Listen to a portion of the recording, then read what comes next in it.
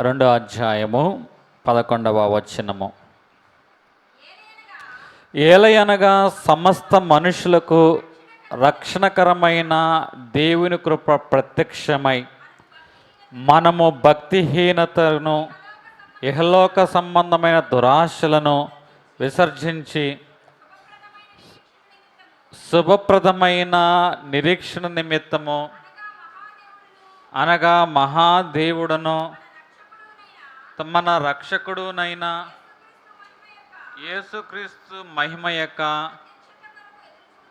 ప్రత్యక్షత కొరకు ఎదురుచూచుచు ఈ లోకములో స్వస్థ బుద్ధితోనూ నీతితోనూ బ్రతుకుచుండవలనని మనకి బోధించుచు ఉన్నది. ఈరోజు తీతుకు కృపను గురించి అపోస్తులైన పౌలు మాట్లాడుచున్నాడు. అపోస్తులైన పౌలు తీతుకు దేవుని యొక్క కృపను గురించి మాట్లాడుచున్నాడు. దేవుని యొక్క కృప అంటే ఏమిటంటే ఒక అయోగ్యుణ్ణి యోగ్యునిగా చేయడమే దేవుని యొక్క కృప. అర్హత లేని వానికి అర్హత ఇవ్వడమే దేవుని యొక్క కృప. మేము చదువుకునే రోజుల్లో మాకంటే ముందు బ్యాచ్ వెనకమాల బ్యాచ్ మరి బాగా చదువుకునే వాళ్ళు ఉన్నారు అనుకుంటా. ఎంసెట్ ఎగ్జామ్ రాస్తే అందరూ కొంతమంది ఏలు పెట్టారు, కొంతమంది బీలు పెట్టారు. 200 బిట్లు ఉంటే 200 బీలు పెట్టిన వాళ్ళు ఉన్నారు, 200 ఏలు పెట్టిన వాళ్ళు ఉన్నారు, 200 సీలు పెట్టిన వాళ్ళు ఉన్నారు. ఉన్న కాలేజీ సీట్లు ఎక్కువగా ఉన్నాయి. ఆ ఎంసెట్ ఎగ్జామ్ క్వాలిఫై అయిన వాళ్ళు చాలా తక్కువగా ఉన్నారు. కాబట్టి 2 మార్కులు గ్రేస్ మార్క్స్ ఇచ్చారు. అంటే 40 కన్నా తక్కువ వచ్చిన వాళ్ళు 38 మార్కులు వచ్చిన వాళ్ళు ఎక్కువ మంది ఉన్నారు. కాబట్టి వీళ్ళని ఈ 2 మార్కులు తగ్గిస్తే కానీ గ్రేస్ మార్క్స్ ఇందులోకి ఉన్న కాలేజ్ సీట్లన్నీ ఫిల్అప్ అవ్వని గవర్నమెంట్ వారు ఏం చేశారంటే గ్రేస్ మార్క్స్ ఇచ్చారు. అంటే వాస్తవంగా 40 క్వాలిఫికేషను. ఇప్పుడు 38 మార్క్స్ వచ్చినా కూడా ఏమయ్యారు వీరు? క్వాలిఫై అనేది అయిన వారుగా ఉన్నారు. దీన్ని ఏమంటారంటే గ్రేస్ మార్క్స్ అంటారు. అంటే కృపా మార్కులు. ఏ మార్కులు అండి? కృప మార్కులు అంటారు. అంటే గవర్నమెంట్ వారు వారి మీద దయ చూపించి మార్కులు తగ్గించడం వల్ల కాలేజీలు వారికి ఏమొచ్చింది? ర్యాంక్ అనేది వచ్చింది. అంటే గ్రేస్ పీరియడ్ అంటారు, గ్రేస్ మార్క్స్ అంటారు. అయితే ఇక్కడ పౌలు గారు దేవుని యొక్క కృపను గురించి తీతుకుతో మాట్లాడుతున్నాడు. చెప్పే కదా, అర్హత లేని వానికి అర్హత, అయోగ్యుని యోగ్యునిగా మార్చేదే దేవుని యొక్క కృప. రోమీ రాసిన పత్రిక 5వ అధ్యాయము 2వ వచనము. మరియు ఆయన ద్వారా మనము విశ్వాస మూలముగా ఈ కృపయందు ప్రవేశము గలవారమై, ఇప్పుడు చూడండి, మరియు ఆయన యందు విశ్వాసం ద్వారా ఎందులోకి మనం ప్రవేశిస్తున్నాం? కృపయందు ప్రవేశిస్తున్నాం. ఎవరైనా సరే కృపలోకి ప్రవేశించాలంటే ఈ దేవుని యందు విశ్వాసం ఉంచిన వారుగా ఉన్నప్పుడు మాత్రమే వారు కృపలోకి వారు అడుగు పెట్టేవారుగా ఉంటారు. ఎవరినైనా సరే మనకి తారసపడిన వారిని మనం చూసుకున్నట్లయితే వారు అంటున్న మాటలు, ఇల్లు కట్టుకున్నాము, ఇల్లు కట్టుకున్నావు కదా, దేవుని కృప అండి. మంచి ఉద్యోగం వచ్చింది కదా, దేవుని కృప అండి.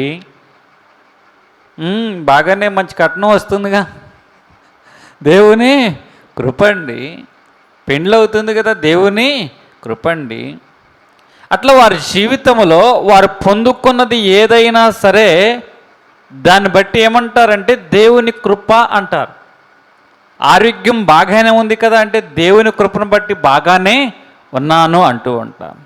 అంటే ఈరోజు ఎవరైతే దేవుని యందు విశ్వాసం ఉంచగలుగుతారో, విశ్వాసం ఉంచిన వారు ఆయన బట్టి కృపలోకి అడుగు పెడతారు అని ఈ పౌలు గారు నొక్కా నుంచి చెబుతూ ఉన్నవారుగా ఉన్నారు. ఈరోజు నీవైనా నేనైనా సరే ఆయన కృప చూపడానికి, ప్రేమ కలిగిన దేవుడు కృప చూపడానికి ఆయన ఏం చేస్తున్నాడంటే ఇష్టపడుతున్నాడు. నీ అర్హతను బట్టి, సామర్థ్యాన్ని బట్టి, శక్తిని బట్టి, పదవును బట్టి, హోదాను బట్టి, అంతస్తుని బట్టి నీవు నేను సంపాదించుకున్నది ఏదైనా ఉన్నది అంటే నరకమే సంపాదించుకుంటా. కానీ దేవుని యొక్క కృపను బట్టి ఎవరైతే రక్షించబడతారో వారు మాత్రమే పరలోకంలోకి అడుగుపెట్టేవారుగా ఉంటారు. నీ దాన ధర్మాలు, పుణ్య కార్యక్రమాలు ఎన్ని చేసుకున్నా, ఎంత పుణ్యాలు చేసినా కూడా మనం సంపాదించుకునే మన అర్హతను బట్టి మనకు వచ్చేది ఏమిటి? నరకం. నరకం. ఎవరైతే క్రీస్తు రక్తం ద్వారా కడగబడతారో, ఆయన యందు విశ్వాసం ఉంచుతారో వారు ఏ దాన ధర్మం చేయకపోయినా దేవుని యందు ఉంచిన విశ్వాసం వలన రక్షణ పొందుకున్నారు. కాబట్టి ఆ కృప వలన వారు ఎక్కడికి వెళ్ళిన వారుగా ఉన్నారు? చెప్పండి. ఆ పరలోక రాజ్య ప్రవేశమదే చేసిన వారుగా కనపడుచున్నారు. ఇంకొంచెం లోతుగా తీతుకు 2వ అధ్యాయము 11వ వచనం మరలా చూద్దాం. ఏలయనగా సమస్త మనుషులకు రక్షణకరమైన దేవుని కృప ప్రత్యక్షమై భక్తిహీనతను, ఇహలోక సంబంధమైన దురాశలను ఇక్కడ ఆగండి అమ్మ. ఇప్పుడు తీతుకు 1వ అధ్యాయము 5వ వచనము. నేను నీకు ఆజ్ఞాపించిన ప్రకారము నీవు లోపముగా ఉన్న వాటిని దిద్ది ప్రతి పట్టణములోనూ పెద్దలను నియమించు నిమిత్తమే నేను క్రేతులో నిన్ను విడిచి వచ్చి తిని. ఇప్పుడు తీతు గారు ఎక్కడ ఉన్నారు? క్రేతులో ఉన్న తీతుకు దేవుని యొక్క కృపణ గురించి ఎవరు బోధ చేస్తున్నారు? ఆ అపోస్తలుడైన పౌలు బోధ చేస్తున్నవాడుగా ఉన్నాడు. ఇప్పుడు ఈయన ఏమంటున్నాడు? ఇదిగో నీవు క్రేతులో ఉన్నావు. క్రేతులో ఉన్న జనాంగము ఎలాగున్నారంటే వారు సరి అయిన నడవడిక లేని వారుగా ఉన్నారు. కాబట్టి ఈరోజు నీవు అటువంటి జనాంగం మధ్య ఉన్నావు, జాగ్రత్త అని హెచ్చరిస్తూ ఉన్నాడు. ఎఫెసీ రాసిన పత్రిక 2వ అధ్యాయము ప్రారంభ వచనము. మీ అపరాధముల చేతను పాపముల చేతను చచ్చిన వారై ఉండగా ఆయన మిమ్ములను క్రీస్తుతో కూడా బ్రతికించును. క్రేతులో ఉన్నవారు ఎలాంటి వారుగా ఉన్నారంటే ఎల్లప్పుడూ అబద్ధాలు చెప్పేవారుగా, తిండిపోతులుగా.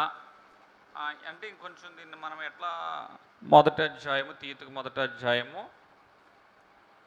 15వ వచనంలో చూసుకున్నట్లయితే, పవిత్రులకు అన్నీ పవిత్రములే కానీ అపవిత్రులకు అవిశ్వాసులకు ఏది పవిత్రమైనది కాదు.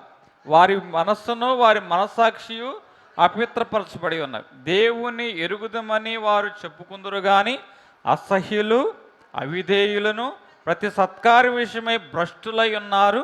తమ క్రియల వలన ఆయనను ఎరగమన్నట్టున్నారు. క్రియల వలన వారు ఆయన్ను అంటే క్రేతులో ఉన్న జనాంగం గురించి పౌలు గారు మాట్లాడుచున్న మాటలటండి. పౌలు గారు ఇలాంటి వారుగా ఉన్నారు. ఇప్పుడు ఏమంటున్నాడు? ఇలాంటి వారి మధ్య మీరున్నారు.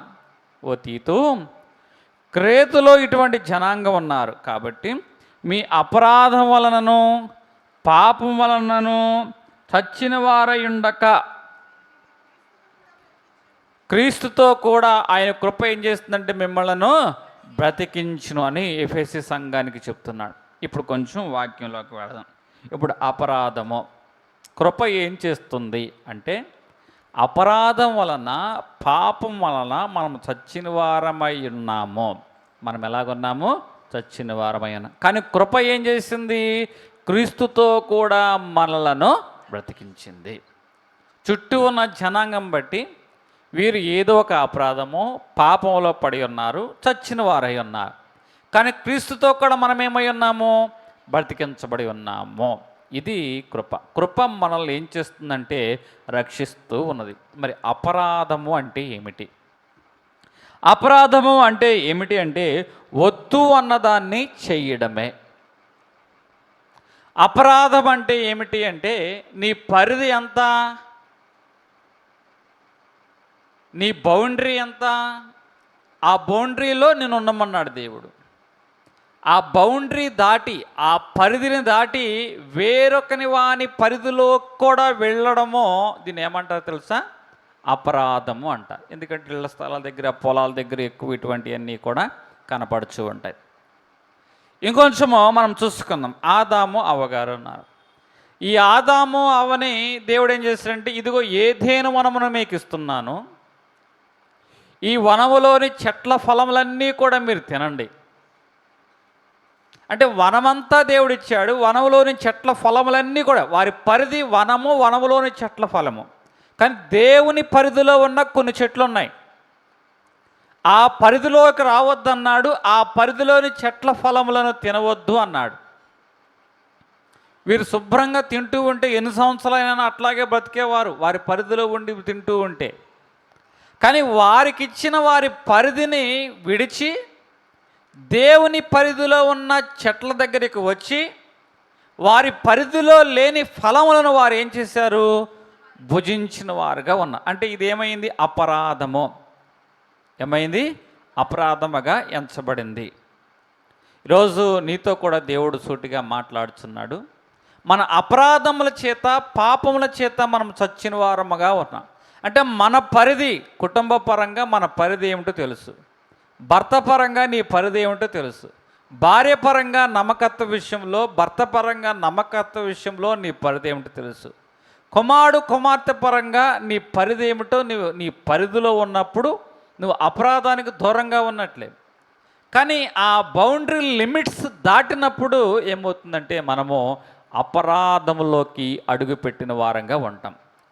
బాధాకరమైన విషయం ఏమిటంటే, మనుషులకు దేవుడు వారికి అప్పగించిన వారి పరిధిని గురించి వారు ఆలోచించేరు, కానీ దేవుని పరిధిలోకి వచ్చి వారు పనిచేయడం ప్రారంభిస్తారు. 24 గంటలు కష్టపడవయా అన్నాడు. నీ చేతుల కష్టాజితం నేను నీకు ఆశీర్వదిస్తానన్నాను. నరుల కష్టం వల్ల వారు ఐశ్వర్యవంతులు కావాలి, కానీ యెహోవా ఆశీర్వాదం వారిని ఐశ్వర్యవంతులుగా చేస్తుంది అని దేవుడు చెప్పాడు. అంతా చేసుకున్న తర్వాత వచ్చిన దాంట్లో ఏమేమన్నాడు? వచ్చిన దాంట్లో, ఉన్న దాంట్లో కాదు, వచ్చిన దాంట్లో 10వ భాగం ఇమ్మన్నాడు. ఇప్పుడు ఈ అన్నీ పక్కన పెట్టేస్తారండి, వారి పరిధంతా పక్కన పెట్టేస్తారు. ఈ దాంట్లోకి వచ్చి వారు పనిచేయడం ప్రారంభిస్తారు. గడిగల్లో చెప్దాం, అర్థమైన వాళ్ళందరూ. ఇంకొంచెం లోతుగా నేను వెళుతూ ఉన్నా. కాబట్టి అపరాధం అంటే మన పరిధిని దాటి మనది కాని పరిధిలో కూడా వచ్చి ఆ పరిధిని మనము ఏం చేస్తున్నామంటే వాడుకునేవారుగా, దాన్ని ఉపయోగించుకునే వారుగా ఉంటున్నాం. ఈరోజు దేవుడు నీకు ఎంత పరిధిలో పెట్టాడో, తండ్రిగా, తల్లిగా, ఉద్యోగస్తునిగా, వ్యాపారస్తునిగా ఆ పరిధిలో ఉండి నమ్మకమైన వానికి దీవెనలు మెండుగా ఉంటాయి. ఈరోజు నువ్వు ఎక్కడైతే నిన్ను నాటాడో, నాటబడిన చోట నువ్వు నమ్మకంగా చేస్తే దేవుడు అక్కడి నుంచి నిన్ను ఏం చేస్తాడంటే వృద్ధిలోకి తీసుకొస్తాడు. దేవుని యొక్క విధానం ఎలాగుంటుందంటే, ఉన్న చోట నుంచి పైకి ఎదిగే విధానం ఒకటి ఉంటుంది, ఉన్న చోట నుంచి విస్తరించే విధానము ఒకటి ఉంటుంది. దేవుని యొక్క ఆశీర్వాదంలో నువ్వు ఎక్కడ నాటబడ్డావో, నాటబడిన చోట నీవు ఉన్నట్లయితే ఆ నాటబడిన చోట్లోంచి నువ్వు విస్తరించడం ప్రారంభిస్తావు. పరిధి, మన పరిధిలో మనం ఉండి మనం నమ్మకంగా చేసుకున్నట్లయితే దేవుడు అటండి నమ్మకమైన వాని మీద తన యొక్క దృష్టిని నిలిపిన వాడుగా కనబడుచున్నాడు. మొదటి మాట, కృప ఏం చేస్తుందంటే మనల్ని రక్షిస్తుంది. ఇప్పుడు మనం ఎలాగున్నాం? అపరాధముల చేత చచ్చిన వారముగా ఉన్నాం. అపరాధముల చేత ఎలాగున్నాము? చచ్చిన వారుగా ఉన్నాం. 2, పాపముల చేత మనం ఎలాగున్నాము? చచ్చిన వారంగా కనపడుచున్నాం. పాపముల చేత అంటే పాపం అంటే ఏమిటి? అపరాధం అంటే ఏమని చెప్పాను? మన పరిధి ఏది ఉందో ఆ పరిధిని దాటి వెళ్ళడాన్ని అపరాధం. మరి పాపము అంటే ఇక్కడ ఆజ్ఞాతిక్రమము, క్రమమైనది ఏదో క్రమమైన ప్రకారం కాకుండా అక్రమములో నడవడాన్ని పాపం కూడా అంటారు. అంటే దేవుని యొక్క లక్షణాలు ఏవైతే ఉన్నాయో ఆ లక్షణాలకు విరుద్ధంగా, ఆయన నీతిమంతుడు, మనం అనీతిమంతుడు, ఆయన పరిశుద్ధుడు, మనం అపవిత్రులము, ఆయన ఎలాంటి వాడు అంటే ఆయన నమ్మకమైన వాడుగా ఉంటాడు, మనం అపనమ్మకస్తులుగా ఉంటాం. ఆయన న్యాయం కలిగిన వాడుగా ఉంటాడు, మనం అన్యాయం చేసే వారంగా ఉంటాం. దేవుని యొక్క లక్షణాలు అనేవి మనలో పెడితే మనం ఆ లక్షణాలకు వ్యతిరేకంగా నడవడాన్నే పాపము అంటారు. ఈరోజు ఒక చెట్టు ఉంది, ఆ చెట్టులోకి ఒక చేదు ఫలాలు వచ్చాయి. చేదు ఫలాలు చెట్టు ద్వారా వచ్చినాయా, చెట్టుకున్న వేర్ల ద్వారా వచ్చినాయా? చెప్పండి. ఆ వేర్లు బట్టి ఆ చేదు ఫలాలు వచ్చాయి. ఈరోజు దేవుని యొక్క గుణలక్షణాలు అనేవి మనలో నాటబడినట్లయితే దేవుని గుణలక్షణాలనే ఫలాలే మనలోంచి వస్తాయి. కానీ మనలో ఏమొస్తున్నాయంటే అపవాది సంబంధించిన ఆలోచన ఫలాలు మనలోంచి బయటికి వస్తూ ఉన్నాయి. కృప ఏం చేస్తుందంటే మనం ఎలాగున్నంటే చచ్చిన వారంగా ఉన్నాం. మన వాక్యం ఏం చెప్తుందో తెలుసా? చచ్చినవారు అప్పుడప్పుడు అమ్మనాన్ని తిడతారు, చచ్చినోడా. ఎందుకు చచ్చాం? అపరాధముల చేత, పాపముల చేత. అంటే తల్లి యొక్క ఉద్దేశం ప్రకారం ఈ బిడ్డ నడవలా, తల్లి యొక్క ఆలోచన ప్రకారం ఈ బిడ్డ నడవలా. తల్లి ఎక్కడ ఉండి చదువుకోమందో అక్కడ ఉండి చదువుకోకుండా పరిధి దాటి వెళ్ళాడు. తల్లి ఎలా నీతియుక్తంగా పెంచిందో ఆ నీతియుక్తానికి వ్యతిరేకంగా ఈ కుమారుడికి దొంగతనాలు చేయడం, పెన్సిల్ దొంగతనాలు చేయడం, పెన్నులు దొంగతనాలు చేయడం మొదలుపెట్టాడు. అందుకే తల్లి ఏమంటుంది? ముచ్చటగా పేరు పెట్టుకుందండి బేపనాయని. అన్నీ చూసి పేరు పెట్టి పిలుస్తుంది. ఈ తల్లి ఏమని పిలుస్తుంది? చచ్చినోడా. కొత్త పేరు. ఎందుకు ఈ మాట అంది? అపరాధముల చేతను, పాపముల చేతను. ఇప్పుడు ఇతడు ఏమయ్యాడు? ఇప్పుడు వాక్యం కూడా మనల్ని ఏమంటుంది? చచ్చినోళం. వాక్యం కూడా ఏమంటుంది? అపరాధముల చేత, పాపముల చేత మనం ఏమై ఉన్నామో చచ్చినోళం. కానీ దేవుని యొక్క కృప మనల్ని ఏం చేస్తుందంటే క్రీస్తుతో కూడా మనల్ని ఏం చేస్తుంది? బ్రతికిస్తుంది. కృప ఏం చేస్తుందంటే మనల్ని బ్రతికించేదిగా ఉంటుంది. గట్టిగా హలో చెప్దాం. ఎఫెసీ రాసిన పత్రిక 2వ అధ్యాయము 2వ వచనము. మీరు వాటిని చేయించు వాయుమండల సంబంధమైన అధిపతిని, అనగా అవిధేయులైన ప్రేరేపించుచు, అవిధేయతను ప్రేరేపించుచు, మీరు వాటిని చేయొచ్చు వాయుమండల అధిపతికి శక్తిని ప్రేరేపించుచు అనుసరించి. అంటే మనం చచ్చిన వారంగా ఉన్నాం కాబట్టి, చచ్చిన వారంగా ఉన్నాము కాబట్టి ఇంత మెగాఫోన్ పెట్టుకుని మీకు చెప్తూ ఉన్నా కొన్ని మాటలు మన హృదయంలోకి వెళ్ళవు. దేవుని మాటలు ఎన్ని చెప్పినా కూడా పెద్ద పెద్ద మైకులు పెట్టి, పెద్ద పెద్ద బాక్సులు పెట్టి ఎన్ని చెప్పినా మన యొక్క చెవుల్లోకి జొప్పించబడవు. ఇప్పుడు మనకు మేనమామ ఉన్నాడు. ఈ మేనమామ చెవిలోకి వచ్చి గుసగుస అంటాడు. ఫోన్లో ఎన్ని మాటలు చెప్పినా నీకు వినపడవు, కానీ మేనమామ చెవిలో చెప్పిన గుసగుసలు అయితే నీకు ఎంత బాగా వినపడతాయి అంటే అంత బాగా. ఎవడి మేనమామ? అపవాది. ఈ అపవాది ఏం చేస్తాడు అంటే, ఇదిగో వాక్యం విను అంటాడు, దేవుని సన్నిధానికి వెళ్ళి అంటాడు, వాతావరణం ఎట్లుంది, శుభ్రంగా కొడుకుట్టట్టు ఏం చేసుకుంటే ఎట్లాంటి వానకి, పేలా లేపుకుని తింటే ఎట్లాంటి వానకి అని మేనమామ మన చెవులు ఏం చేస్తారంటే గుసగుసలు ఆడుతూ ఉంటాడు. కొంతమంది, చాలామంది మేనమామ మాటలు విని, ఇదిగో దేవుడు చెప్పిన మాటల కన్నా మేనమామ చెప్పిన మాటలే నోరూరుగా రుచిగా ఉన్నాయి అని చెప్పి వారు ఏం చేస్తారంటే మేనమామ మాటకే వారు ఆ ఓటు వేసేవారుగా ఉంటారు. అంటే చచ్చిన వారు ఏమేం చేస్తున్నారు? అవిధేయతను బట్టి మేనమామను అనుసరిస్తున్నారు. ఎవరి మేనమామ? అపవాది.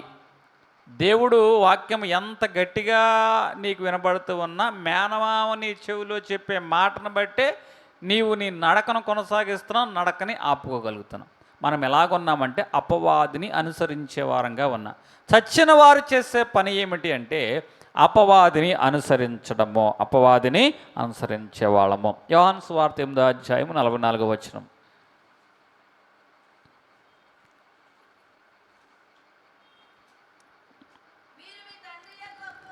మీరు మీ తండ్రి యగు అపవాది సంబంధులు, మీ తండ్రి దురాశలను నెరవేర్చుకోరుచున్నారు. ఆది నుండి వాడు నరహంతకుడై ఉండి వాని యందు సత్యమే లేదు, వాడు అబద్ధమాడువాడు. మీ తండ్రి దురాశలను నెరవేర్చుకోరుచున్నాడు. మీ తండ్రి దురాశలు నెరవేర్చుకోరుచున్నారు అంటే అపవాదిని అనుసరించేవారు తండ్రి యొక్క దురాశలు నెరవేర్చుకోరేవారుగా ఉన్నారు. తండ్రి దురాశలు ఏమై ఉన్నాయి? నరహంతకుడు, అబద్ధమాడేవాడు. అబద్ధానికి వీడెవడు? జనకుడు. ఇప్పుడు యవ్వన కాలం బిడ్డలైన వారు ఉంటారు, నాన్న డబ్బులు కావాలి అంటారు. ఎందుకురా డబ్బులు? బస్ పాస్ కట్టాలి నాన్న. ఎందుకురా డబ్బులు? బుక్స్ కొనాలి నాన్న. ఎందుకురా డబ్బులు? ఫీజు కట్టాలి నాన్న. ఎందుకురా డబ్బులు అంటే కాలేజీలో ఎన్ని అవసరాలు ఉన్నాయో వాస్తవంగా కాలేజోడే మనల్ని జలగలాగా లాగేస్తాడు. అసలు కాలేజోడికి కూడా లేని అడ్మిషన్ ఫీజులు ఈ చదువుకునే వాళ్ళు పుట్టించుకొస్తారు. హల్లెలూయా. వాడు సంవత్సరానికి ఒకసారి ఒక ఫండ్ కట్టించుకుంటే వీళ్ళు నెల తల్లిదండ్రుల దగ్గర నుంచి ఈ ఫండ్లు కట్టించుకుంటూ ఉంటారు. హల్లెలూయా. అదేమిటంటే స్టడీ నాన్న. మనకంటే చాలామంది ముందుండిపోయారు, మనం వెనకబడిపోతున్నాం. అటు అంటారు. అందరి గురించి అంటలా, కొందరు గురించి. పురుషులైన వారు ఇట్లా ఏం చేస్తారంటే తల్లిదండ్రులను మోసగించి ప్రయోజనకరమైన విషయాల కంటే అప్రయోజనకరమైన విషయాల్లోనే ఆ తల్లిదండ్రులను ఏం చేస్తారంటే వారు ఇట్లా డబ్బులు గుంజేవారు. స్త్రీలైన వారు ఎంత తక్కువ. వీళ్ళకి అసలు మామూలుగా రోడ్డు మీద బళ్ళన్నింటినీ పోషించేది మగవాళ్ళ కన్నా ఎక్కువ ఆడవాళ్ళే. రోడ్డు మీద పానీపూరి బండి ఉంటే మీరు చూడండి, అక్కడ 10 మంది ఆడవాళ్ళు ఉంటే 3 మగవాళ్ళు ఉంటారు. వాడు కూడా చెప్తున్న మాట, ఏదైనా కాలేజీ ఆడవాళ్ళు రావాలండి తినాలంటే. ఎవరు రావాలంటండి? కాలేజీ ఆడవాళ్ళు రావాలంటే తినాలంటే మగవాళ్ళు ఏం తింటారండి? జేబులు పెట్టుకున్న 10 రూపాయలు 10 సార్లు చూసుకుని 10 సార్లు లెక్కలు వేసుకుని తింటారండి. వీళ్ళేంటి అన్లిమిటెడ్ అట. హల్లెలూయా. ఏంటమ్మా డబ్బులు అంటే చాలా కబుర్లు చెప్తారు. పానీపూరులు తింటారు, ఇంకేమి తింటారండి, నూడిల్స్ తింటారు, చాట్ మసాలాలు తింటారు. ఇవన్నీ తినేది ఎవరో తెలుసా? మీరు సర్వే చేయండి, గడికి చెప్పండి. హల్లెలూయా. కాబట్టి ఇప్పుడు డబ్బులు మీరు మీ తండ్రి యొక్క దురాశలను నెరవేర్చుకోరుచున్నారు. తండ్రి దురాశ ఏమిటంటే వీడు అబద్ధానికి జనకుడు. ఎంత అందంగా నానా బుక్స్ కొనాలి నాన్న, అన్నా ఇవి కొనాలి, ఆ విషయాల్లో నేను కొంచెం ముందుకెళ్ళాలి, ఇవి కొనాలి అని ఎంత చక్కగా వారు మాట్లాడి వీళ్ళు ఇది చేసిందంతా తండ్రి దగ్గర నుంచి తల్లి దగ్గర నుంచి తీసుకున్నదంతా ఈ పానీపూరి షాపుల వాళ్ళని పోషించడానికి ఈ ఆడవాళ్ళ మట్టుకి. మీరు మీ తండ్రి యొక్క దురాశలను నెరవేర్చుకోరుచున్నారు అంటే అపవాదిని అనుసరించేవారు ఏం చేస్తారంటే తండ్రి యొక్క దురాశలను నెరవేర్చుకోరేవారు. మీ అపరాధముల చేతనో పాపముల చేతనో మీరు చచ్చిన వారై ఉన్నారు కాబట్టి అపవాదిని మీరు అనుసరించి తండ్రి దురాశలు నెరవేర్చువారు ఉన్నారు కాబట్టి మీరు ఏం చేస్తున్నారు? అబద్ధమాడుచున్నారు. అందుకే ఈ కృప ఏం చేస్తుందంటే మనల్ని అక్కడి నుంచి రక్షిస్తుంది. 2వ అధ్యాయం 3వ వచనం ఎఫెసీ, వారితో కలిసి మనమందరము శరీరము యొక్కయు మనసు యొక్కయు కోరికలను అంటే ఈ అపవాదిని తండ్రి యొక్క దురాశలను మనము నెరవేర్చడం వలన ఏం చేస్తున్నాం? మొదట శరీరం యొక్క కోరిక, మొదట మనసు యొక్క కోరిక, 2 శరీరం యొక్క కోరిక. కానీ వాక్యం చెప్తుంది, ఇదిగో ప్రభునందు ప్రియులారా, మీరు ఏవి రమ్యమైనవో, ఏవి ఖ్యాతి గలవో, ఏవి నీతి గలవో, ఏవి జ్ఞానయుక్తమైనవో వాటన్నిటిని మీరు తెలుసుకోండి, సత్యమైనవేవో మాన్యమైనవేవో వాటిని తెలుసుకోండి అని వాక్యము స్పష్టంగా చెప్తూ ఉంది. కానీ ఇక్కడ తండ్రి యొక్క దురాశలు నెరవేర్చే క్రమంలో మొదటగా వీరికి మనసు యొక్క కోరిక. ఏ కోరికటండి? మనసులో వచ్చింది ఆలోచన. ఆ మనసులో వచ్చిన ఆలోచన ప్రకారము ఇప్పుడు శరీరం ద్వారా ఆ ఆశను, ఆ ఇచ్చను నెరవేర్చుకోవడానికి ఈ బిడలైన వారు తండ్రి యొక్క ఇచ్చలను, అపవాది యొక్క ఇచ్చలను నెరవేర్చుకోవడానికి వీరందరూ కూడా ఏం చేస్తున్నారంటే పరిగెడుచున్న వారుగా ఉన్నారు. 2వ అధ్యాయం 3వ వచనం ఇంకొంచెం లోతుగా,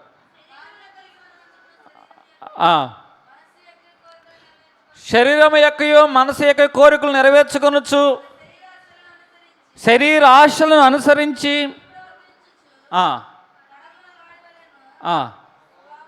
స్వభావ సిద్ధముగా దైవ ఉగ్రతకు పాత్రలుగా ఉన్నాము. అంటే ఇవన్నీ చేయటం వల్ల మనము దేనికి పనికొచ్చామో తెలుసా? మనం చేసే పనులన్నిటిని బట్టి మనం దేనికి పాత్రలయ్యాం తెలుసా? దైవ ఉగ్రతకు పాత్రలుగా తయారయ్యాము.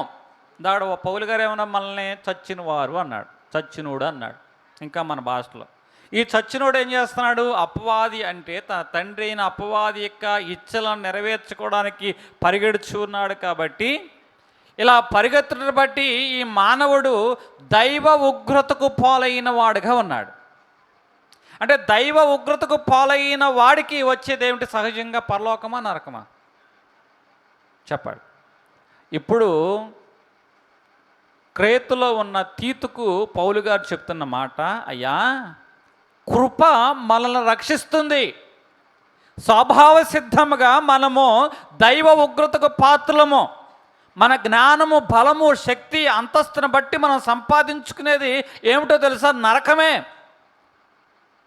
కానీ దేవుని యొక్క కృప ఏం చేస్తుందంటే మనల్ని స్వాభావికంగా చచ్చిన వారంగా ఉన్న దైవ ఉగ్రతకు పాత్రలుగా ఉన్న ఆ కృప మనల్ని ఏం చేస్తుందంటే అయోగ్యునిగా ఉన్న మనల్ని, అర్హత లేని మనల్ని యోగ్యునిగా మార్చి పరలోకపు అర్హతనిచ్చింది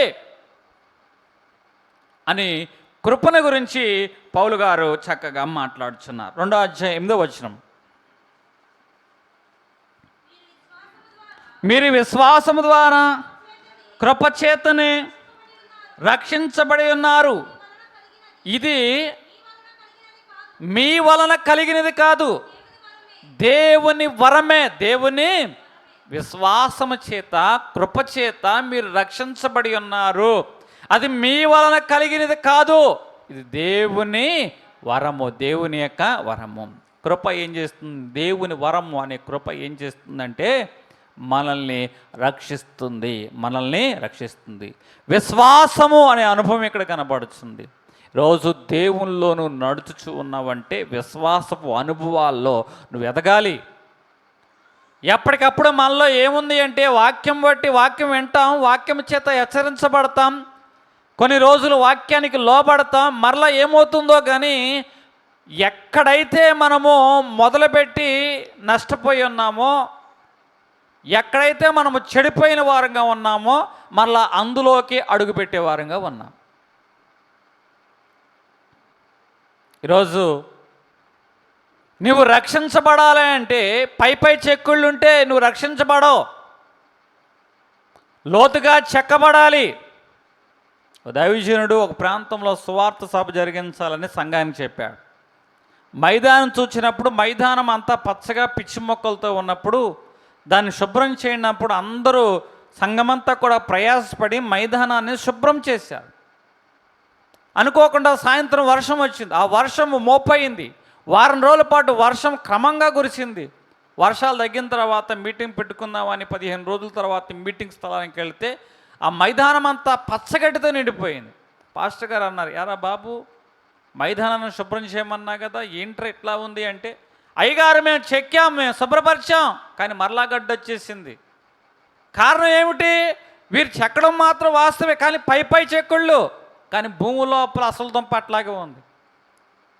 దుంప తెగనంత కాలం కూడా నువ్వు ఎంత చెక్కినా కూడా ఆ గడ్డి మరలా మొలుస్తూనే ఉంటుంది. కాబట్టి అప్పుడప్పుడు అంటారు పెద్దవాళ్ళని, దుంప తెగ ఏమంటారండి?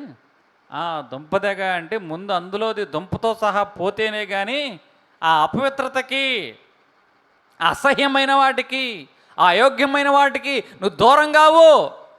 నువ్వు చేసే పనులకు నువ్వు దూరం కావు. నడిచే నడక నువ్వు దూరం కావు.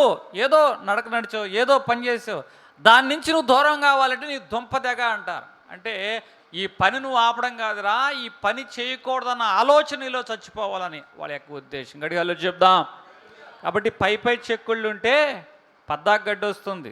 దుంప దిగితేనే కానీ గడ్డి చెక్కే పని లేదు. ఒకసారి మనం కక్కిన దాన్ని మరలా ఏం చేయకూడదు. కుక్క తన వాంతికి లోబడినట్లుగా కక్కిన దాని వైపు నువ్వు చూచేవాడుగా ఉండకూడదు. ఈరోజు కృపను గురించి మనం మాట్లాడుకుంటున్న వారుగా ఉన్నాం. తీతుతో మాట్లాడుచున్నవాడుగా ఉన్నాడు. పాపం ఎడల లోతైన పశ్చాత్తాపం నీలో ఉండాలి. ఈరోజు దేవుని యొక్క సన్నిధానానికి మనం వస్తూ ఉన్నాం. ఏదో పరిస్థితి, ఏదో కిస్తీ కట్టాలి, ఏదో కుటుంబంలో ఆర్థికపరమైన విషయము, ఆరోగ్యపరమైన విషయం, అయ్యా అయ్యా ఈ ఆరోగ్యం, అయ్యా అయ్యా అయ్యా ఇది బలహీనత, అయ్యా అయ్యా అయ్యా ఈ కిస్తీ కట్టాలి, అయ్యా అయ్యా అయ్యా ఈ బిడ్డల ఉద్యోగంలో స్థిరపడాలి, అయ్యా అయ్యా పిల్ల అవ్వాలయ్యా, అయ్యా అయ్యా పిల్లలు కనాలయ్యా, అయ్యా అయ్యా పిల్లలు మంచి బుద్ధులు రావాలయ్యా అంటే అయ్యా అయ్యా అని అట్లా మనం చేస్తున్నాం. లోతైన ధ్యానము, లోతైన పశ్చాత్తాపం నీలో ఉందా? ఆ కాసేపటికి అవసరాలు తీరేంత వరకు అయ్యాయా అన్నా కానీ మరలా యథావిధిగా కుక్క తన వాంతికి లోబడినట్లుగా కష్టం వచ్చినప్పుడేమో దేవుని దగ్గరికి వచ్చి అయ్యా అయ్యా అంటున్నాము. మరలా పరిస్థితి భాగంగానే ఎక్కడైతే ఏదైతే వదిలిపెట్టామో మరలా దాంట్లోకి వెళ్తున్నాం. దేవుల్లో బలంగా నడిపించబడిన వీరే వేటినైతే వదిలి వచ్చారో శిష్యులైన వారు మరలా వాటినే పట్టుకుని వల వేద్దామని బయలుదేరారు. ఇంకేముంటాయా దోణులు వలలో విడిచిపెట్టి నువ్వు దేవుని వెంబడించి మరలా అదే దోణులు వల్ల అంటావేంటి? దేవుడు అదే దోణులు వలలో పెట్టాడా? దేవుని యొక్క చిత్తం ఏమిటి? మీరు దోణులను వలను విడిచిపెట్టండి, నేను మనుషులు పట్టు జాలరుగా చేస్తానన్నాడు. ఆ పిలుపుని అందుకున్నారు. ఆ పిలుపు ప్రకారం కష్టమా నష్టమా నడిచినట్లయితే బాగుండు. మరలా వారు వచ్చారు, శ్రమపడ్డారు. కానీ దేవుడు మాత్రం వీరి ఉద్దేశాలు మార్చుకున్నాడు, కానీ తన ప్రణాళికలు మార్చుకోలే. ఏ పిలుపు చొప్పున వీరిని పిలిచాడో మరలా అదే పిలుపులో వారిని బలపరచడానికి పరిశుద్ధాత్ముడిగా వచ్చి వారిని బలపరిచి స్థిరపరిచాడు. హల్లెలూయా. వారి ద్వారా బండ మీద సంఘాన్ని ఏం చేశాడు తెలుసా? కట్టించిన వాడిగా ఉన్నాడు. నీలో దేవునికి ఆయాసకరమైన, దేవుని యొక్క ఆలోచనకు విరుద్ధంగా ఉన్న వాటిని గురించి లోతైన పశ్చాత్తాపం కలిగినప్పుడు మాత్రమే నీవు దేవుళ్ళు ఎలాగుంటావంటే స్థిరపడేవాడుగా ఉంటావు. తీతుకు పత్రిక 2వ అధ్యాయము 14వ వచనం. ఆయన సమస్తమైన దుర్నీతి నుండి మనలను విమోచించి సత్క్రియలందు ఆసక్తి గల ప్రజలను, ఇప్పుడు ఏమంటున్నాడు? కృప ఏం చేస్తుందో తెలుసా? మనల్ని రక్షిస్తుంది. కృప ఏం చేస్తుందో తెలుసా? సమస్తమైన దుర్నీతి నుండి మనలను విమోచించి విమోచన అంటే బదులు. ఏదైనా బదులుంటేనే కానీ దానికి ఒక తాకట్టు వస్తువు ఉంది. ఆ తాకట్టు వస్తువుకి ఏదైనా బదులిస్తేనే కానీ తాకట్లో ఉన్నది బయటికి రాదు.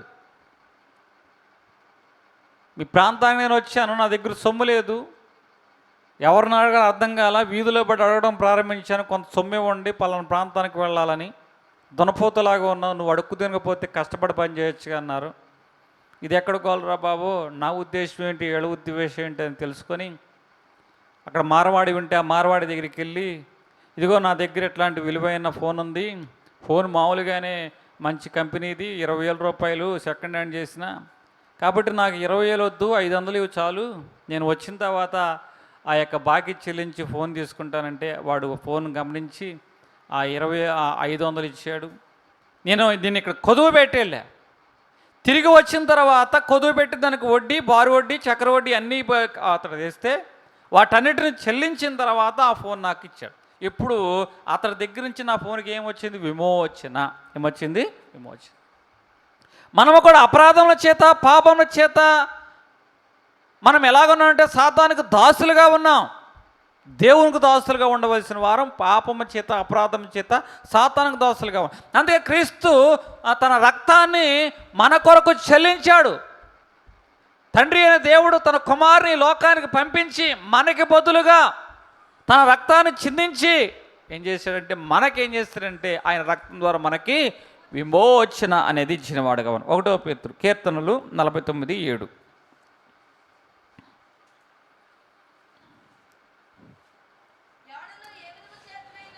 ఎవడను ఏ విధమ చేతనైనను తన సహోదరుని విమోచించలేడు.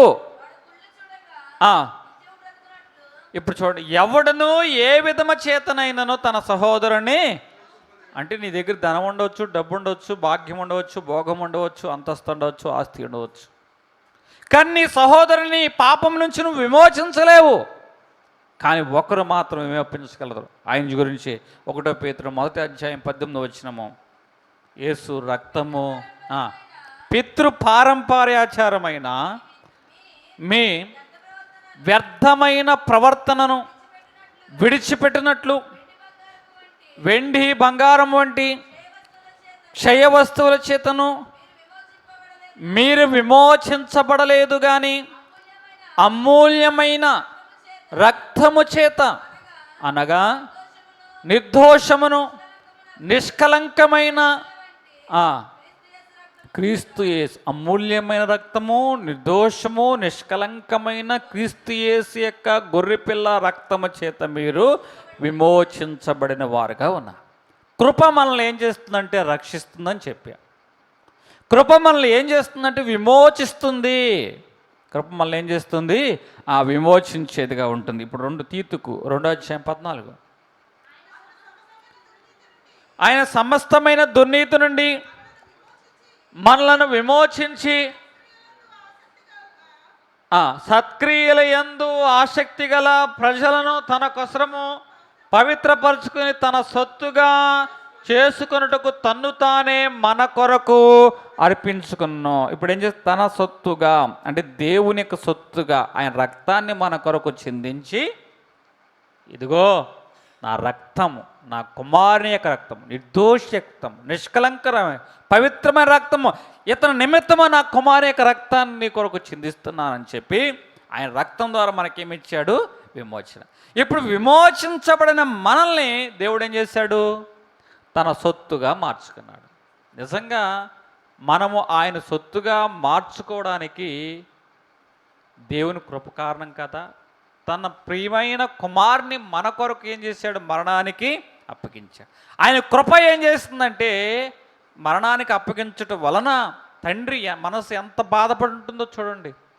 అయినా సరే మరణానికి అప్పగించి, పాపానికి అప్పగించి, పాపకు ముద్దగా అతడు చేయబడుచు ఉన్న అతడు చిందించిన రక్తం చేత మనల్ని పవిత్రులుగా అవటం వలన ఇప్పుడు పవిత్రులైన మనల్ని అందరం దేవుడు ఏం చేస్తున్నాడు?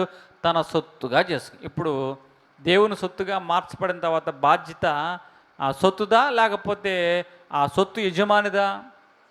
కారు కొనుక్కున్న తర్వాత కారుకు బురద అంటింది. ఆ బురదను తుడిచే బాధ్యత కారుదా, కారు యజమానిదా? చెప్పండి. కారుకి గీత పడింది, ఆ గీతను మాయం చేసే బాధ్యత కారుదా, కారు యజమానిదా? ఇప్పుడు సొత్తు ఎవరిది? కారు యజమానిది. కాబట్టి ఆ యజమాని ఆ కారు మీద అన్ని బాధ్యతలు కలిగి ఉంటాడు. ఈరోజు మనం ఏమై ఉన్నాము? దేవుని సొత్తు అయిన ప్రజలుగా, పాపము నుంచి విమోచించబడినప్పుడు మనం దేవుని సొత్తు అయిన ప్రజలుగా ఉన్నాం. కాబట్టి నీ అభివృద్ధి విషయంలో, నీ ఎదుగుదల విషయంలో బాధ్యత తీసుకునేది ఎవరు? దేవుడే. హల్లెలూయా. అందుకే నీ భారము యెహోవా మీద మోపుమో, నీ పనులన్నిటిని ఆయన ఏం చేస్తాడు? సఫలీకృతం చేస్తాడు. ఆయన నిజంగా మన మీద బాధ్యత తీసుకుని మనం ఆయన సొత్తుగా మార్చబడినప్పుడు మన మీద, మన ఎదుగుదల కానీ మన అభివృద్ధి విషయంలో బాధ్యత అంతా నీదా అయిందా? చెప్పాలి, ఆయనది. కాబట్టి కృప ఏం చేస్తుందో తెలుసా? మనల్ని ఆయన సొత్తుగా మారుస్తుంది. మొదటిగా కృప అపరాధముల చేత, పాపముల చేత మనం ఎలాగొన్నా చచ్చిన వారుగా ఉన్నాం. కానీ కృప ఏం చేసింది? రక్షించింది. ఇదే విషయమే మనము ఎలాగున్నామంటే పాపానికి దాసులుగా, సొత్తులుగా ఉన్నాం. అయితే ఆ కృప ఏం చేస్తుందంటే మనల్ని విమోచించింది. ఏం చేసింది? విమోచించింది. విమోచించబడిన మనల్ని కృప ఏం చేసిందంటే ఆయన సొత్తుగా మార్చుకుంది. ఇంకొంచెం లోతుగా వెళదాం. తీతుకు 2:13 అనగా మహాదేవుడును మన రక్షకుడైన యేసుక్రీస్తు మహిమ యొక్క ప్రత్యక్షత కొరకు ఎదురు చూచుచు ఈ లోకములో స్వస్థ బుద్ధితోనూ నీతితోనూ భక్తితోనూ బ్రతుకుచుండవలనని మనకి బోధించుచు ఉన్నది. భక్తితోనూ నీతితోనూ మనం బ్రతకాలని మనకి బోధించుచు ఉన్నది. 2:12 మనము భక్తిహీనతను, ఇహలోక సంబంధమైన దురాశలను విసర్జించి శుభప్రదమైన నిరీక్షణ నిమిత్తము. అంటే కృప మనల్ని ఏం చేస్తుందంటే ఇదిగో భక్తిహీనతను, ఇహలోక సంబంధమైన దురాశలను మీరు విసర్జించండి అని ఏం చేస్తుంది? మనకి బోధిస్తుంది. కృప మనకి ఏం చేస్తుందంటే బోధన చేస్తూ ఉంది. ఇహ సంబంధమైన దురాశ, ఇహ సంబంధమైన దురాశ అనేది కనపడుతుంది. ఏ సంబంధమైన దురాశ గురించి 1 యోహాను 2వ అధ్యాయము 16వ వచనము.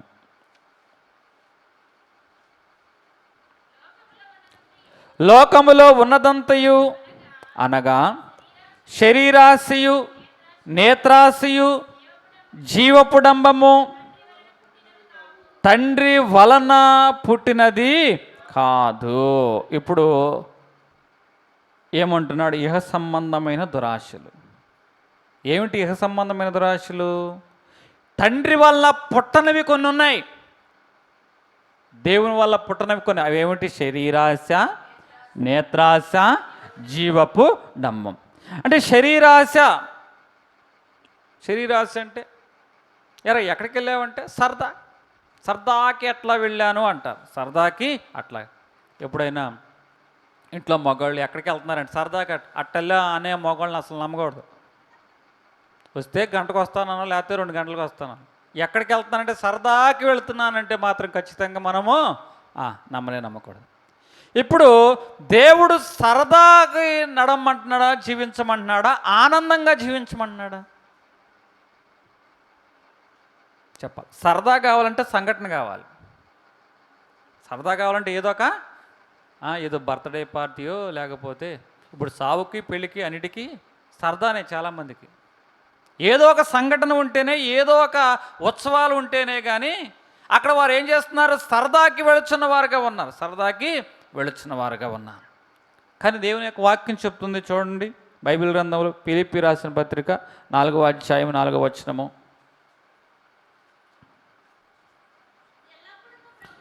ఎల్లప్పుడూ ప్రభువునందు ఆనందించడి.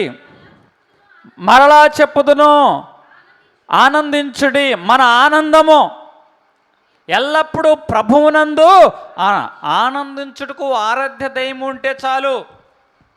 సరదాకేమో సంఘటనలు కావాలి.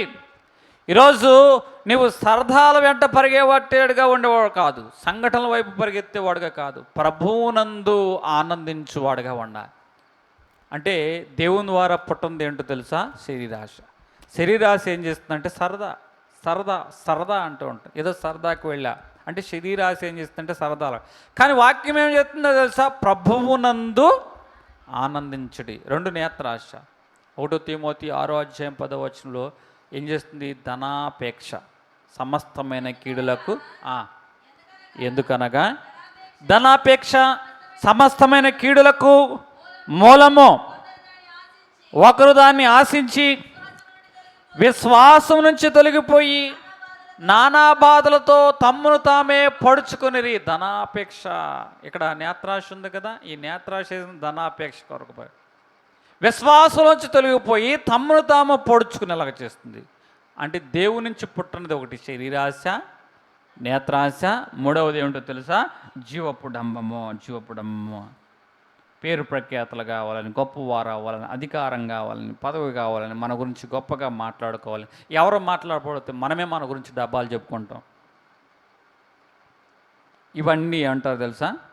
జీవపు డంబము. ఇవి దేవుని నుంచి పుట్టినవి కాదు, అపవాదు నుంచి పుట్టినవి. దేనిలోంచి అండి? ఇప్పుడు ఈ కృప ఏం చేస్తుందంటే వీటిని విసర్జించండి అని బోధిస్తుంది. కృప ఏం చేస్తుంది? దేవుడు ఏం చేస్తున్నాడు? కృపచేత మనల్ని రక్షించి విమోచించి మన సొత్తుగా మార్చుకున్నాడు కదా. సొత్తుగా మార్చుకున్నప్పుడు మనల్ని అభివృద్ధి చేసే బాధ్యత ఎవరిది? దేవుంది. కాబట్టి ఆయన ఏమంటున్నాడు? ఇదిగో ఈ లోకంలో ఏముందో తెలుసా? ఏమున్నది? ఇహ సంబంధమైన విషయం ఉన్నాయి. ఇహ సంబంధమైన విషయంలో శరీరాశ, నేత్రాశ, జీవపు డంబం ఉంది. వీటిని విసర్జించండి. భక్తిహీనత ఉంది, వీటిని మీరు విసర్జించండి అంటున్నాడు. 2వ అధ్యాయం 13 తీతుకు. అనగా మహాదేవుడును మన రక్షకుడైన యేసుక్రీస్తు మహిమ యొక్క ప్రత్యక్షత కొరకు ఎదురు చూచుచు ఈ లోకములో స్వస్థ బుద్ధితోనూ నీతితోనూ బ్రతకవలనని. స్వస్థ బుద్ధితోనూ ఏమంటున్నాడండి? స్వస్థ బుద్ధితోనూ అంటున్నాడు. స్వస్థ బుద్ధి అంటే అందరి మధ్యలో ఎలాగ ఉన్నారని కాదు, ఒంటరిగా ఉన్నప్పుడు ఎలాగ ఉన్నది. ఇది అసలైన బుద్ధి. అంటే ఈ బుద్ధికి ఏముందండి? స్వస్థత ఉంది. బుద్ధికి ఏముందంటండి? ఈ ఇంటికాడ ఎక్కడ ఉంటామో బయట ఎలాగ ఉంటాం, బయట ఎలాగ ఉంటాం, ఇంటికాడ ఎలాగ ఉంటే దాన్ని ఏమంటే మంచి బుద్ధి అంట. మంచి బుద్ధికి మంచోడికి, మంచి ఆరోగ్యం ఉన్నవాడికి ఏ రోగం లేదు. అది చెడ్డ బుద్ధి, చెడు లక్షణాలు ఉన్న వాళ్ళకి అంతా అనారోగ్యం, అస్వస్థత. అందుకే స్వస్థ బుద్ధి గల వారి బుద్ధికి కూడా ఏం కావాలంటండి? ఆ బుద్ధికి కూడా ఏముందో, రోగం ఉందా లేదా? అందుకే ఏ రోగం వచ్చిందిరా? మాయదారి రోగం. అంటే బుద్ధి సరిగ్గా లేదండి. అంటే బుద్ధికి ఏం కావాలి? స్వస్థత కావాలి. అంటే మీరు ఎలాగ ఉండాలంటున్నాడు? స్వస్థ బుద్ధి గలవారై. ఎప్పుడు చెప్తూ ఉంటా కదా, నలుగురిలోకి వచ్చినప్పుడేమో తెల్లపావురులంగా కనపడతాం, ఇళ్లలోకి వెళ్ళిన తర్వాత ఏమో నల్లకాకుల్లాగా ఉంటాం. ఇక పడవడమే పని. హల్లెలూయా. కాబట్టి అందుకే స్వస్థ బుద్ధి గలవారై, స్వస్థ బుద్ధి గలవారై మొదటి మాట. తర్వాత నీతితోనూ, అంటే ఇప్పుడు స్వస్థ బుద్ధి ఏమో మన కొరకు, ఇది ఇప్పుడు నీతి అనేది ఇతరుల కొరకు. స్వస్థ బుద్ధి, బుద్ధిలో స్వస్థత అనేది మన కొరకు సరిగ్గా ఉండాలన్నది. మరి నీతి అనేది ఇతరుల కొరకు. ఇతరులతో కూడా ఎలాగ ఉండాలి? ఇతరులతో కానీ, లేకపోతే కొన్ని విషయాలు ఉంటాయి, నీది కాంది ఉంటుంది చూసావా. ఇతరులతో మనం ఎలా ప్రవర్తించాలంటే, మనదైంది మనం వదిలిపెట్టుకోవద్దు, కానీ ఎదుటివాడిది మాత్రం మనం ఆశించవద్దు. ఒక ఆయన చాలా డబ్బులు ఉన్నాయి, బిల్డింగులు, బంగ్లాలు, తర్వాత కార్లు అన్నీ ఉన్నాయి. ఉదయవిజయుని చెప్తున్న మాట ఏమిటంటే, ఒకరోజు ఇంటికి వెళ్ళి బీరువా ప్రార్థన చేయమనంటే, బీరువా ప్రార్థన చేస్తే తలుపు తీసాడట. ఆ తలుపులో అలమారలోంచి చెంచాల కింద పడిపోతున్నాయట. ఈ ధనవంతుడు చెప్తున్న మాట ఇదే అంట. అయ్యా, అలమారలో చెంచాలు దాచా, అలమారలో చెంచా. అయ్యా, నాకు ఎంత ఉన్నా ఈ బుద్ధి పోవట్లేదే. ఏమిటి? ఎక్కడికైనా హోటల్కి వెళ్తే ఉప్పులో ఉన్న చెంచా తీసేస్తాడట, పచ్చట్లో ఉన్న చెంచా కొట్టేస్తాడట,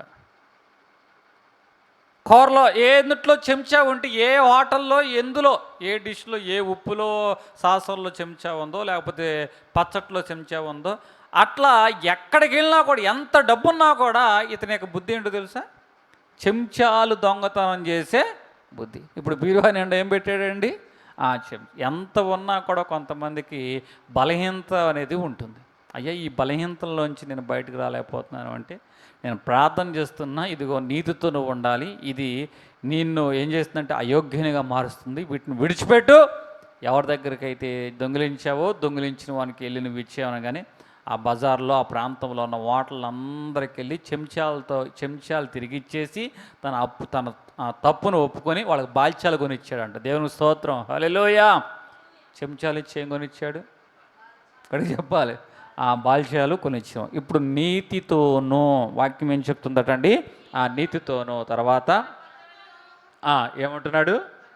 భక్తితోనూ బ్రతుకుచూ ఉండవాలని మనకి బోధించుచు ఉన్నది. భక్తితోనూ. ఈరోజు బజార్లో బైబిల్ పట్టుకొని మందిరానికి వస్తే సరిపోదు. మనం ఎలాగో బ్రతకాలి అంటే, భక్తితో మనం బ్రతికేవారుగా ఉండాలి. దేవుని మీద ఆధారపడే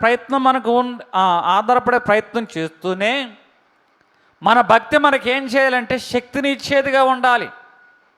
ఇతరుల భక్తి మీద మనం ఆధారపడడం కాదు, ఇతరుల యొక్క పద్ధతుల మీద మనం ఆధారపడడం కాదు, ఇతరుల యొక్క మార్గాల్లో మనం ఆశపడి నడవడం కాదు.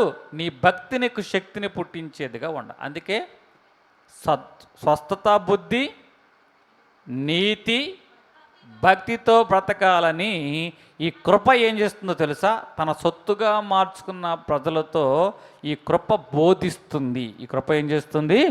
బోధిస్తుంది. మొదటిది, కృప మనల్ని ఏం చేస్తుంది? రక్షిస్తుంది. 2, కృప మనల్ని ఏం చేస్తుంది? బోధిస్తుంది. 2వ అధ్యాయం 14వ వచనం. ఆయన సమస్తమైన దుర్నీతి నుండి మనల్ని విమోచించి, సత్క్రియల యందు ఆసక్తి గల ప్రజలను తన కోసము పవిత్రపరుచుకొని, తన సొత్తుగా చేసుకున్నట్టుకు తన్ను తానే మన కొరకు అప్పగించుకును. సమస్తమైన దుర్నీతి నుండి విమోచించి అంటే ప్రత్యేకపరచబడిన వారంగా, పవిత్రపరచబడిన వారంగా ఉంటాం. ఈరోజు నీవైనా నేనైనా సరే కృప చేత రక్షించబడినప్పుడు, కృప మనకి బోధిస్తూ ఉన్నప్పుడు మనం ఎలాగ ఉండాలి తెలుసా? ఆ బోధకు తగ్గ జీవితం మనకు ఉండాలి. దైవజనుడే, నీ వస్త్రధారణ ఎలాగున్నది? దేవుని మందిరమునకు వచ్చే సహోదరివే, నీ జీవన విధానము దైవికంగా ఇతరులు నీ గురించి మాట్లాడుకునేదిగా ఉన్నదా? ఓ సహోదరుడా, సహోదరి, ఈరోజు మనం దేవుణ్ణి ఆకర్షించే సౌందర్యం కలిగిన వారుగా ఉండాలి, కానీ మనుషులను ఆకర్షించు సౌందర్యం అనేది మనలో ఉండకూడదు. మనుషులు కొనియాడట మనకేమిటి చెప్పండి? మనుషులు కొనియాడట మనకేమిటి? శ్రమ. మెర్లిన్ మన్రో, ఈమె సినీ యాక్టర్. అబ్బా ఎంత అందంగా ఉన్నావు, నీ అందం నాకు ఉంటేనా అన్నారట. ఈమె తన యొక్క అందాన్ని చూసి మురిసిపోయింది. ఇదే అందాన్ని కాపాడుకోవాలని ప్రతిరోజు ఎన్ని సర్జరీలు చేయించుకుందో ముసలి రూపం వచ్చేస్తుంది. ఆ ముసలి రూపం రాకోకుండా యవన కాలాన్ని కాపాడుకోవడానికి ఎన్ని సర్జరీలు చేసుకుందో చివరికి ఒకరోజు ఆత్మహత్య చేసుకుంది. ఆమె లెటర్ రాసింది, ఇదిగో నన్ను అందరూ అందగత్తిగానే చూశారు, నేను అందగత్తిగానే చచ్చిపోవాలి. తన ముసలి రూపం వస్తుందని తట్టుకోలేక అందం పాడైపోతుందని భయం వేసి ఏం చేసింది? చచ్చిపోయింది. కావాలి. నేను ఒక సందర్భంలో చెప్పా, మగవాళ్ళు అందగాళ్ళ, ఆడవాళ్ళు అందగాళ్ళ? ఏమండి, మగవాళ్ళు అందంగా ఉంటారు, ఆడవాళ్ళు అందంగా ఉంటారు? అందరూ అంటారు ఆడవాళ్ళు అందంగా ఉంటారు. నిజంగా ఆడవాళ్ళు అందంగా ఉంటే అద్దం ముందు వాళ్ళే 10 సార్లు నుంచుంటారు. మగ మహారాజులు ఎంతసేపు నుంచి ఉంటారు చెప్పండి? ఒక్క నిమిషంలో అన్నీ అయిపోతాయి. తలకాయ దూకుంటాం అయిపోద్ది, పౌడర్ రాసుకుంటాం అయిపోద్ది, దాన్ని చెరుపుకుంటాం కూడా అయిపోద్ది. వీళ్ళు ఒక్క నిమిషంలో ఇంకా మొదలే అవ్వదు. హల్లెలూయా. కాబట్టి ఇప్పుడు అందం విషయంలో ఇప్పుడు ఈ కృప మనకేం చేస్తుందంటే బోధించి ఎలాగూ ప్రత్యేకపరచాలో. నీ సౌందర్యము మనుషులను ఆకర్షించినట్లుగా కాదు, దేవుణ్ణి ఆకర్షించినట్లుగా ఉండాలి అని కృప మనల్ని ఏం చేస్తుందంటే ప్రత్యేకపరుస్తుంది. ఆ దానియేలు ఏ విధంగా ప్రత్యేకించబడిన వాడిగా ఉన్నాడు? ఈరోజు నువ్వు బ్రతుకుచున్న ఏ స్థలమైందో ఆ స్థలములో ఒక క్రైస్తవుడిగా ఈ కృప నిన్ను ఏం చేస్తుందంటే ప్రత్యేకపరుస్తుంది. ఈ కృప నిన్ను ఏం చేస్తుందంటే రేపొద్దున రాకడ మేఘం ఎక్కేవారిలో, ఆరోహణం చెందేవారిలో నేను ప్రత్యేకపరుస్తుంది. తీర్పు దినమున దేవుని ఎదుట నిలబడకుండా ఈ కృప నిన్ను ఏం చేస్తుందంటే ప్రత్యేకపరుస్తుంది. ఈ లోకంలో నువ్వు ఏ విషయంలో క్రీస్తు కొరకు ప్రత్యేకించబడతావో నీవు పరలోకంలో అదే విధంగా దేవుని కొరకు ప్రత్యేకించబడి నిలబడతావు. హల్లెలూయా. 3 విషయాలు కృప మనకేం చేస్తుంది? మొదటిగా మనల్ని రక్షించింది. రక్షించే క్రమంలో ఆ కృప మనల్ని విమోచించి సొత్తుగా చేసుకుంటుంది. 2, కృప మనల్ని ఏం చేస్తుందంటే బోధిస్తుంది. ఏం చేస్తుంది? ఇది బోధించి ఇహలోక సంబంధమైన విషయాలు, శరీరాశ, నేత్రాశ, జీవపుటంబంలో మీరు పడిపోవద్దని అది ఏం చేస్తుందంటే బోధించి స్వస్థ బుద్ధి గలవారై నీతి గలవారై ఉండాలని అది మనకి బోధిస్తుంది. 3, కృప మనల్ని ఏం చేస్తుంది చెప్పండి? దేవుడి కొద్ది మాటలు మన వేడుకల్లో దీవించునుగాక. ప్రార్థన చేసుకుందాం.